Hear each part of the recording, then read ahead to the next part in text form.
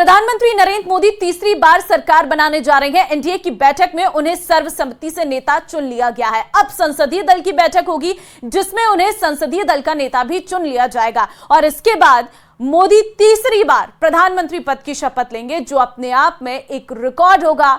ऐसे पीएम मोदी के नाम पहले से कई चुनावी रिकॉर्ड बन चुके हैं। देखिए report.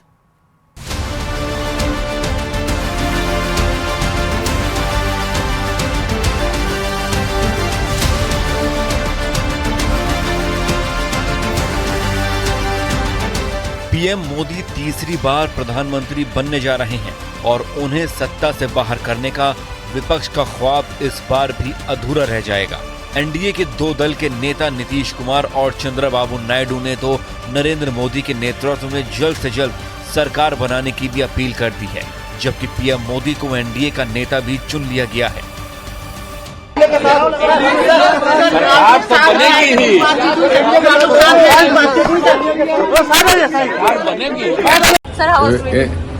How can we contest elections if you are not a part of NDA?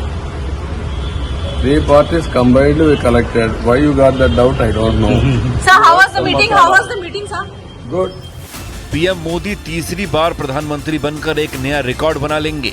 PM Modi ऐसे पहले गैर कांग्रेसी नेता होंगे जो लगातार तीसरी बार प्रधानमंत्री पद की शपथ लेंगे। आजादी के बाद लगातार 3 बार प्रधानमंत्री बनने वाले वो तीसरे व्यक्ति होंगे। इससे पहले ये रिकॉर्ड सिर्फ जवाहरलाल नेहरू और इंदिरा गांधी के नाम था। ऐसे नरेंद्र मोदी के नाम कई संसदीय और प्रशासनिक रिकॉर्ड भी हैं। वो बिना विधानसभा का कोई चुनाव पहले लड़े हुए सीधे गुजरात के मुख्यमंत्री की कुर्सी पर बैठे थे।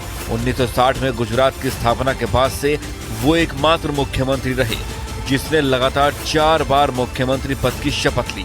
करीब पौने 13 साल तक लगातार वो गुजरात के मुख्यमंत्री रहे और वहां से सीधे प्रधानमंत्री की कुर्सी पर बैठे।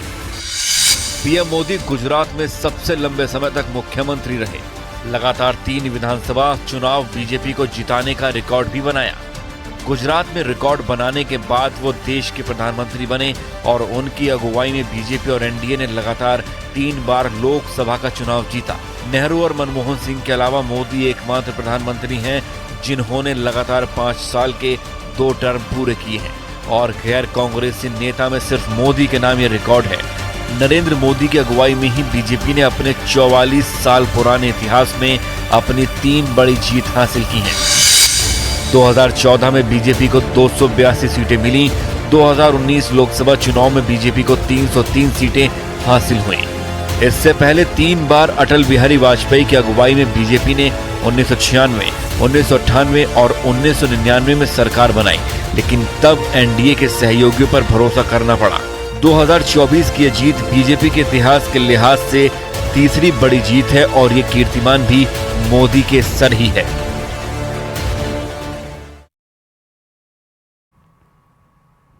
और चलिए आगे बढ़ते हैं। एक बड़ी खबर आपको देंगे। खड़गे ने बुलाई है सीडब्ल्यूसी की बैठक। सूत्रों के हवाले से जानकारी है, कांग्रेस अध्यक्ष ने सीडब्ल्यूसी की बैठक बुलाई है। 8 जून सुबह 11 बजे ये बैठक बुलाई गई है। चुनाव नतीजों पर इसमें चर्चा की जाएगी। तो बड़ी खबर सूत्रों के हवाले से आपको दे रहे हैं। खड़गे ने बुलाई है सीडब्ल्यूसी की बैठक। सूत्रों के हवाले से खबर है, लोकसभा चुनाव नतीजों पर इसमें चर्चा की जाएगी और कांग्रेस अध्यक्ष ने ये सीडब्ल्यूसी की बैठक को बुलाया है। बताया जा रहा है कि सुबह 11 बजे 8 जून को ये बैठक बुलाई गई है। तो ये अहम जानकारी इस वक्त आपको हम दे रहे हैं। दरअसल लोकसभा चुनाव के जो नतीजे आए हैं उस पर चर्चा की जाएगी इस बैठक में, इसीलिए ये बैठक बुलाई गई है और ये बैठक अपने आप में बेहद ही अहम मानी जा रही है। कांग्रेस अध्यक्ष ने सीडब्ल्यूसी की ये बैठक बुलाई है।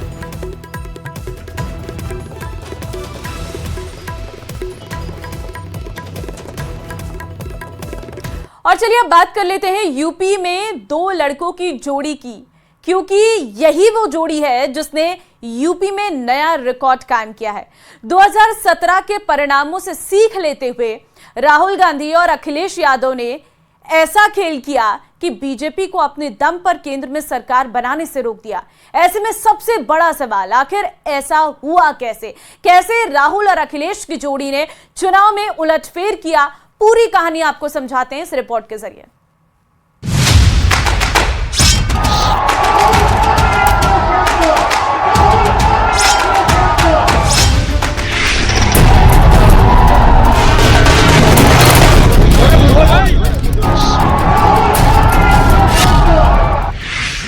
आज यूपी में हर जुबान पर एक ही नाम, एक ही शख्स गूंज रहा है, अखिलेश, अखिलेश, अखिलेश। इस कहानी में एक और सबसे बड़ा फैक्टर है पिछड़ा, दलित और अल्पसंख्यक। अखिलेश यादव ने लोकसभा चुनाव में जिस नारे के सहारे साइकिल को रफ्तार दी, वो साइकिल बुलेट ट्रेन की स्पीड से फर्राटे भरने लगी। और खासकर उत्तर प्रदेश की जनता का धन्यवाद और आभार प्रकट करूंगा कि उन्होंने नई आस के साथ, नई उम्मीद के साथ और सकारात्मक राजनीति का समर्थन किया है। अखिलेश बोलते रहे, परिणाम उलट आने वाले हैं। कॉन्फिडेंस इतना कि सिर्फ काशी सीट को चुनौती मानते रहे। लेकिन जब काउंटिंग शुरू हुई तो पहले राउंड से ही समाजवादी ग्राउंड में जश्न मनने लगा। जनता ने, खासकर उत्तर प्रदेश की जनता ने लोकतंत्र को बचाने के लिए, संविधान को बचाने के लिए और आरक्षण को बचाने के लिए वोट दिया है। अखिलेश यादव न सिर्फ उत्तर प्रदेश में समाजवादी पार्टी को 3 से 37 पर पहुंचाए, बल्कि उनकी बदौलत मुलायम परिवार का एक एक चेहरा बम्पर नंबर से विजयी हो गया। खुद कन्नौज में अखिलेश यादव 1,70,922 वोट से जीते। मैनपुरी में डिम्पल यादव 2,21,639 वोट से जीती। आजमगढ़ में धर्मेंद्र यादव 1,61,035 वोट से जीते। फिरोजाबाद में अक्षय यादव 89,312 वोट से जीते और बदायूं में आदित्य यादव 34,991 वोट से जीते। जीत मिली, कैसे देखते हैं आप? नेताजी ने जो रास्ता दिखाया तो उसी रास्ते पे चल रहे हैं। और हमें उम्मीद है कि इसी रास्ते पे चल करके जो सांप्रदायिक ताकतें हैं, जिन्होंने समाज को बांटने का काम किया या बाबा साहब भीमराव अम्बेडकर जी का संविधान को ठेस पहुंचाने की कोशिश की, उनको हराने का काम लगातार। अखिलेश यादव ने लोकसभा चुनाव में जो रणनीति बनाई, उस पर यूपी की जनता ने भरोसा जताया। पीडीए के नाम पैगाम पर मुहर लगी। बार बार टिकट बदलने की रणनीति काम आई। स्थानीय मुद्दों को उठाना सफल रहा। रोजगार के नाम वोट मांगने की कोशिश काम आई। अग्निवीर योजना को खत्म करने का वादा सफल रहा। इंडिया गठबंधन ने तय किया है कि न केवल सरकारी नौकरियां दी जाएंगी, आरक्षण के तहत आपको हक और सम्मान मिलेगा और अग्निवीर व्यवस्था हमेशा हमेशा के लिए खत्म हो जाएगी। महंगाई बढ़ा दी, बताओ महंगाई कहां पहुंचा दी? जो चीजें महंगी हुई वो हम और आप जानते हैं। चाहे जो भी जरूरत की चीज हो, सब महंगी हो गई। डीजल, पेट्रोल, खाद, डीएपी सब महंगा हो गया। इंडिया गठबंधन में कांग्रेस के बाद समाजवादी पार्टी का कद सबसे बड़ा हो चुका है, क्योंकि पहली बार समाजवादी पार्टी इतने मार्जिन से उत्तर प्रदेश में लाल झंडा लहराई। और जो परिणाम सामने आए हैं, उसके बाद अब अखिलेश यादव यूपी की जनता का अभिवादन कर रहे हैं। समाजवादियों को मौका दिया है उनकी सेवा करने के लिए। मैं उन्हें भरोसा दिलाता हूं कि जो कन्नौज में विकास की गति समाजवादियों ने दी थी, उस गति को आगे बढ़ाने का काम करेंगे। देश के पैमाने पर जनता ने जो संविधान बचाने के लिए, लोकतंत्र बचाने के लिए, आरक्षण बचाने के लिए जो समर्थन दिया है, मैं उसके लिए जनता का बहुत बहुत आभार।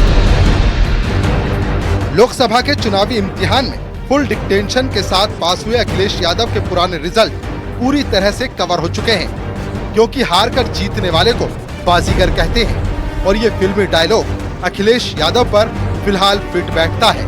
Bureau report, news 18।